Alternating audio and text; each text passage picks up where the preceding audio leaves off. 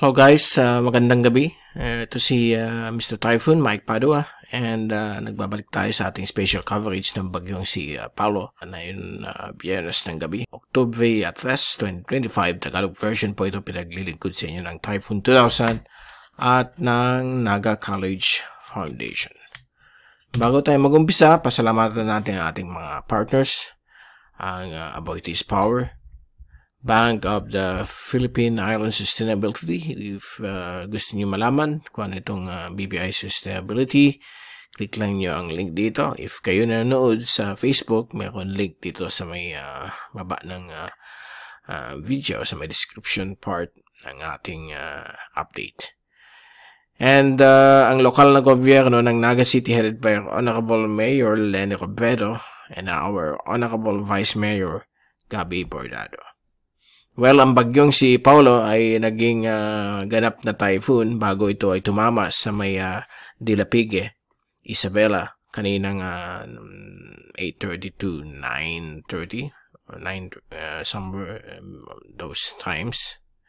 And then nagtawid po siya ng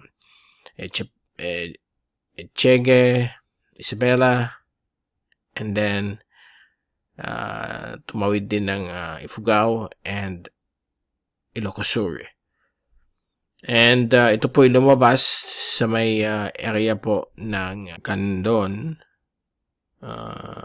City ng Ilocos Sur. At ito yung pinaka-latest natin fast animation mula sa CAMSS Tropical Cyclone page. At mukhang nag-form na yung mata niya. Pagdating niya dito sa may West Philippine Sea, agad-agad lumabas yung kanyang eye na medyo malaki na. At bukas, we expect improving weather conditions dito sa kanluran bahagi po ng Luzon habang papalayo na itong bagyong si Paulo. Meron dito isang LPA na umakyat dito sa may south of Japan. Wala naman tayong dapat ikabahala. But observe natin ito for possible changes in the forecast movement. And so far, ang area po ng Western Pacific, Philippine Sea ay tahimik.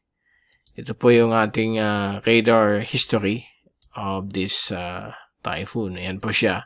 Kita niyo, this was around 9 a.m. So, dyan siya dumaan. Landfall, and then hindi na nakita ng radar. At ito yung blue image at nakita ninyo pag tawid niya dito at 26 kph, agad-agad nag-appear na po siya dito at nakita ninyo yung developing eye somewhere here. Okay, kung move na dito, ayan siya. Kitang-kita po yung mata dito ng storm. Patuloy pa rin yung southwestern quadrant, southern quadrant ng system affecting into Quezon City. So, abot pong Quezon City ng mga ulan-ulan ng bagyong ito. But so far, dramatic improvement will be expected by tomorrow, Sabado. Okay? So, ito yung ating last track. So, ito po yung dumaan dito sa may Isabela and lumabas malapit sa Candon. Okay, dyan po siya lumabas. At kasalukuyan, nandito na po siya sa may West Philippine Sea. And tomorrow morning, posibleng nasa labas na po siya ng Philippine Area of Responsibility. So I hope yung mga kababayan natin dito nakaprepare sa pagdaan itong bagyong ito na biglang nag-intensify. Yung sabi kong medyo mapula pa ang oceanic heat content. Talagang nangyari. Okay, lumakas po siya from severe tropical storm, naging typhoon at naglandfall po dito sa may almost sa may boundary ng Isabela at Aurora. Okay, ito yung long track. Tomorrow, we'll be issuing yung final advisory na po since palabas na po siya ng area of responsibility.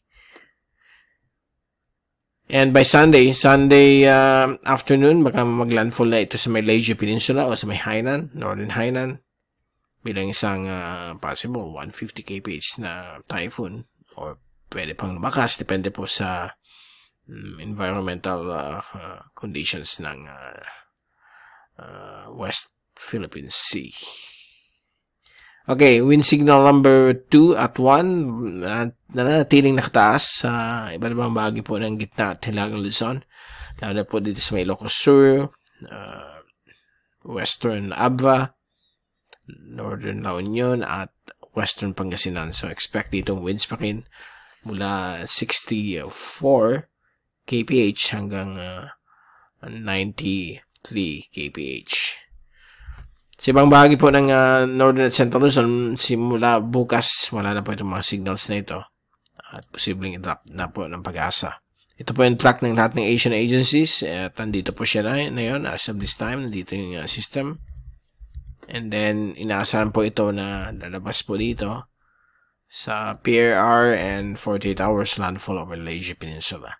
Halos lahat sila nag-agree na severe tropical storm na lang po ito except for JTWC na nanatiling bilang isang typhoon. Ngayon, pag-usapan natin ang ibabang parameters dito sa bagyong ito, yung rain accumulation 24 hours. So, 3 p.m. kanina, andyan pa rin yung mga ulan sa kanuwang bahagi ng gitna at ilang Luzon. But, speaking of Saturday, so, ayan na po.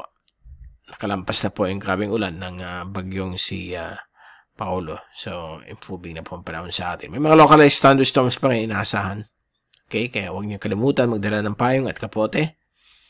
And then, moving forward, Sunday, Monday, Tuesday, Wednesday, may mga possible pa rin mga localized thunderstorms across Southern Tagalog provinces, Mimaropa, Sulu Archipelago, Western Mindanao. And then, pagdating ng October 9, 10, hanggang 17 ay mukhang okay naman po ang ating panahon. Wala tayong natatanawan na sama ng panahon, but all eyes tayo for any possible surprises. Nasa bare months po tayo. Okay? At sa ating wind forecast, wala naman pagbabago. Natili po na tahimik ang ating kapuluan. Meron ditong weather system, posibleng maging LPA.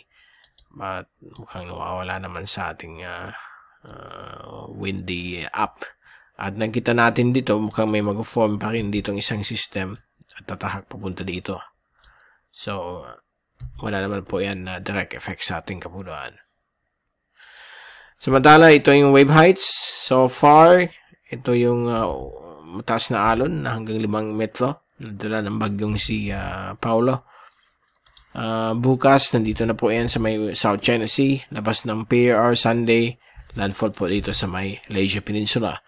At mukhang tataas ng up to almost 9 meters.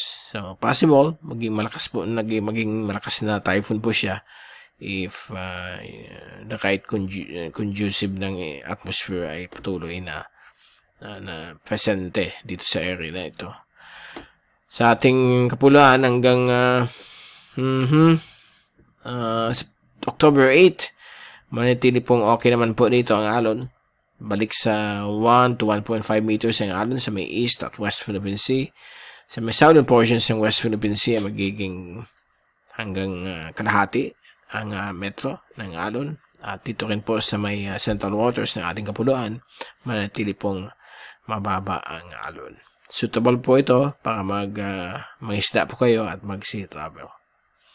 Okay, so yan po muna po ang pinaka-latest natin. At most likely na yung Sabado, babalik ulit tayo para ibigay sa inyo ang pinaka-latest update nitong si bagyong si Matmo, local name Paolo, na yung Biyernes ng gabi. Ito si Mike Pado, magpapaalam, mag-ingat po tayong lahat, #WeTheWiser. At maraming salamat po sa pagpanood sa aking channel at God bless po sa inyong lahat.